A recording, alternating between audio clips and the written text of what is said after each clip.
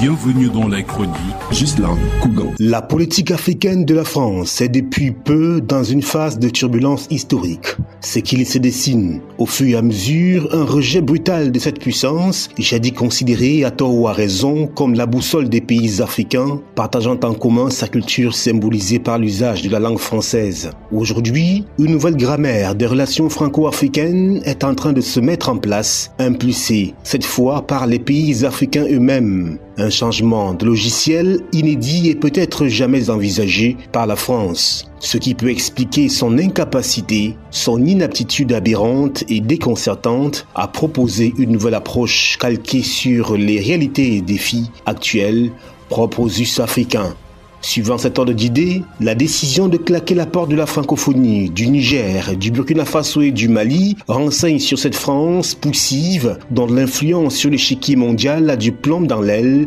pour ne pas dire dégringole face aux grands défis mondiaux. Outre la sortie de la francophonie, le timing également parle, car en pleine semaine de la francophonie, il s'agit pour ces trois pays de donner un message fort, poignant, dont la substance est l'inutilité de cette organisation dans le développement des nations africaines parties prenantes, ou du moins à inspirer, susciter et nourrir une revue critique du bien fondé de ce club dans l'amélioration conséquente de la vie des populations des États membres. Cet affront intervient, et il faut le souligner, dans un contexte généralisé où l'Afrique manifeste et réclame une soif inextinguible d'éclairage sur son passé commun avec la France. Un passé déjà connu comme douloureux, mais qui l'est encore davantage au fur et à mesure de la déclassification de certains documents historiques au récit insoutenable. Une chose est certaine, cet épisode du Niger, du Burkina Faso et du Mali ne laissera guère indifférent nombre de pays africains francophones qui, en sourdine,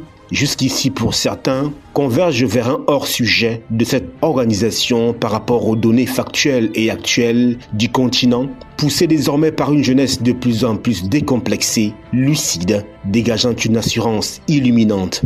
Des attitudes qui permettent d'analyser avec froideur les relations Afrique-France et d'élaborer très rapidement les contours d'une nouvelle collaboration, d'un nouveau partenariat qui s'impose gagnant-gagnant, sans chantage aucun et dépoussiéré de toute once de condescendance. C'est ce signal fort qui est donné dans ce divorce qui s'inscrit dans la continuité logique des ruptures des relations sécuritaires marquées par les départs brusques et brutaux des contingents de l'armée française chassés par les pays africains francophones, las de constituer la mamelle nourricière de la France sans contrepartie pertinente. Tchad, Mali, Niger, Burkina Faso et même la Côte d'Ivoire, pour ne citer que ces pays, revendiquent et assument par cette décision leur souveraineté sécuritaire. Il faut donc dire que l'horizon de la francophonie en Afrique continue de s'assombrir de manière irréversible si rien n'est fait dans l'intérêt de sa jeunesse de plus en plus pugnace et consciente de son riche potentiel